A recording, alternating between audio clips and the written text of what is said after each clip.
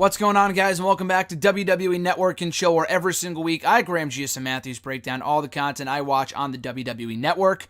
This past week, we had the premiere of a new show on the WWE Network called WWE 365, featuring Kevin Owens. I didn't even know this show was debuting until literally a day or two before it premiered on the network.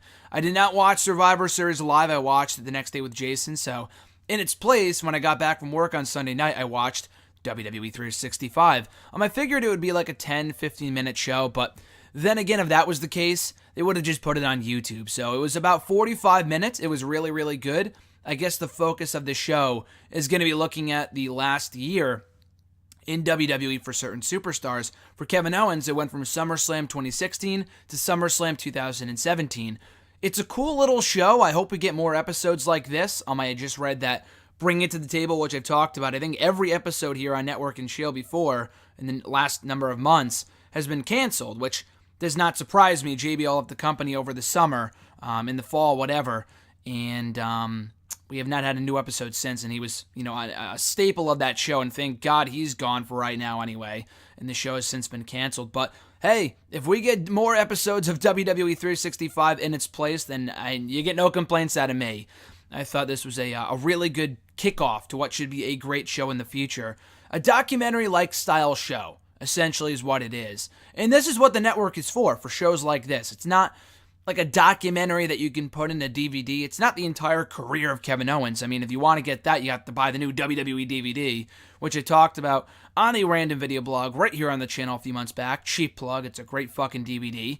But rather, like I said, just SummerSlam 2016 to SummerSlam 2017. So I didn't know how it was going to pan out, what the format of the show would be, what they would focus on. So I didn't take any notes like I usually do, like I do with the Total Divas episode reviews or the WWE 24 reviews that I do. I just literally watched the thing and wanted to get a feel of what it was about and how it was formatted and stuff like that. So I don't have a play-by-play for you, but I know what Kevin Owens has done in the last year, so as we talk about it, I'm sure I can give you my thoughts on each little event that was discussed. And obviously, they start with SummerSlam 2016, where he had wrestled with Chris Jericho against Enzo and Cass. Now, I was at that show. I thought that was a fun little match. Maybe not exactly the best use of Kevin Owens. It did kick off what was a great tandem with Chris Jericho. Now, Owens talked about, a lot of the stuff he talked about on this little mini documentary, is stuff that he's talked about before in past podcasts and stuff like that. So a lot of this wasn't new material, except for a few things around WrestleMania time that I'll get to momentarily. But the thing with Jericho is pretty well documented by this point, that he wasn't where he wanted to be. He was in the fucking opener at SummerSlam, coming off one of the greatest matches all year in 2016 against Sami Zayn at SummerSlam. And now he's kicking off a Battleground. Now he's kicking off SummerSlam with Enzo and Cass, which again was a fun match. He was, enjoying himself working with Jericho and Enzo and Cass, but he outright admitted that he really was not living in the moment. He was rather frustrated with where he was on the card and wanted to be at that top level. Now, he talked about supporting his good friend Finn Balor, and their friendship dates back to NXT when they both came into the promotion around the same time in 2014, 2015, but he was also devastated when he got hurt at SummerSlam, was forced to vacate the Universal Championship the very next night, and he said to himself, I want that spot. I want to be that next guy, and sure enough, he was. Won that amazing Fatal 4-Way on Raw, only 8 days removed from SummerSlam to become the second only ever Universal Champion in WWE, and it was a great match, a great moment. He talks about being very emotional when he won the title, and it was only up and up and up from there in the matches and feuds with Seth Rollins and all the others, and Roman Reigns in the months that followed. Now, they don't really give a breakdown of the certain things that he had done around that point in time, like the feud with Rollins or the feud with Roman Reigns. He doesn't really talk about that. He just talks about having a lot of fun during his time as Universal Champion. He does talk more about his friendship with Chris Jericho and the bond that they share, and how he goes from idolizing Chris Jericho as a kid to fucking tag teaming with the guy and being the best friends anyone could ask for, or so seemingly, or so it seemed anyway, in that period of time during his reign as Universal Champion. We get clips of them on Ride Along, and again, a lot of never-before-seen footage of him as Universal Champion at house shows, behind the scenes with Jericho, a lot of cool stuff, which was awesome to see. So then we get to Fastlane, when his championship run comes to an end, which I had just seen from an entirely different perspective last week on the WWE 24 special focusing on Goldberg, which was an amazing moment for Goldberg, his first championship win in almost a dozen years. Not so much for Kevin Owens. It's kind of funny that literally within a week span we get the same match focused on from two very different standpoints, with Goldberg overcoming the odds, and not really overcoming the odds. He was the odds-on favorite to win. But you know what I'm saying? Like, for the first time in over a decade, a good, feel-good story with him becoming champion and celebrating with his family. And then there's Kevin Owens, who was kind of disappointed. He admitted he was disappointed that he didn't get a real match with Goldberg. He also talked about not being a fan of Goldberg growing up because he was a WWE guy, through and through. Not really so much a WCW guy, which is why he didn't like Goldberg. So he was looking forward to having an actual match with the guy, and it didn't come to fruition. So he wasn't too happy about that. But he did enjoy the feud with Jericho. They worked really well together in the Festival of Friendship, and as friends, as foes, that entire 8-9 month story was great, I thought. But then we get to WrestleMania. So Kevin Owens contends for the United States Championship, where he beats Chris Jericho for the belt, what I thought was a good match. It came off the opener, AJ Styles versus Shane McMahon. I was there with Jason. Shout out to Jason. We had a great time. I thought it was a good match. I just watched it back the other day with Noah, actually, when we were watching WrestleMania 33. So Kevin Owens goes to the back, and he didn't really feel like it was a great match. He wasn't really sure what to think. So he goes to the back, and it's not like he's talking about this, and he could be lying like you don't know. We fucking see it for ourselves. So the cameras follow Kevin Owens going to Gorilla, talking to Vince. Now, why Kevin would want to bother Vince while he's fucking producing WrestleMania, I'm not sure, but maybe he's just ballsy. I don't know. That kind of seems like the vibe that we get from Kevin Owens and the many times we have seen him on WWE TV and behind the scenes and stuff like that, which I can respect that, but when you're interrupting the guy that's producing the biggest show of the year, the guy who created said spectacle, it can be a bit ballsy, but at any rate. So we see Kevin Owens approach Vince McMahon to get his thoughts on the match, and he's just shaking his head. He said, no, that was not what I was looking for. And Kevin Owens says that, I don't know if they had a more in-depth conversation later on in the night or the next day or what happened, because it looks like Vince is just shaking his head no, which can mean a variety of things, like, no, I hated the match, or no, I don't want you bothering me right now. Like, it can mean a variety of different things, but Kevin Owens took that as he hated the match, and it wasn't what he was looking for. He was very disappointed, and Kevin Owens himself was also disappointed coming off that and hearing that from Vince, and he was pretty pissed off. We see clips of him, backstage, all mad, disappointed with how the match turned out. Again, I thought it was a good match, not their best match. I thought the Payback match might have been a bit better. The SmackDown match was also really, really good.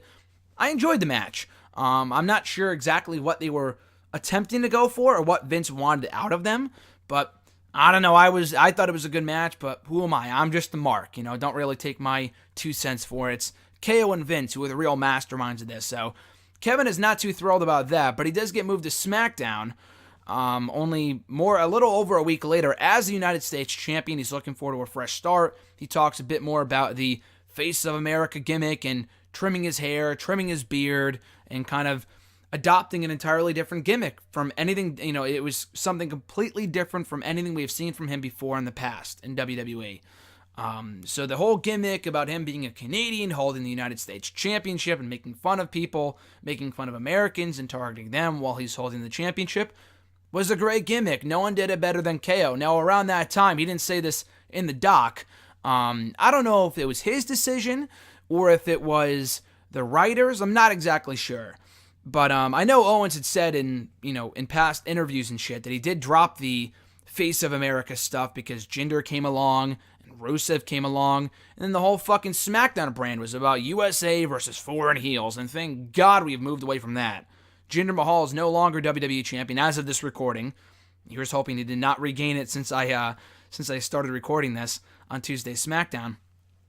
But, Rusev is not all about the USA versus foreign heels anymore. Battleground, that fucking show. Or KO, which I'll talk about in a second, he had regained the United States Championship. That entire show, the top 3 matches on that show were all about USA versus the evil foreigners. Boo.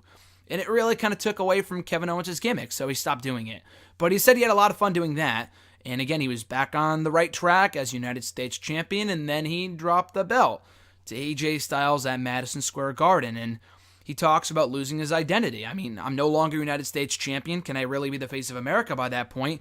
And if you can recall, it was also around that time he his entire Twitter account went blank. Deleted his profile picture, no more Mr. USA, nothing. Everything was deleted, not tweets and shit, but which he'd done about a year ago anyway, but at any rate, deleted anything associating himself with being the face of America.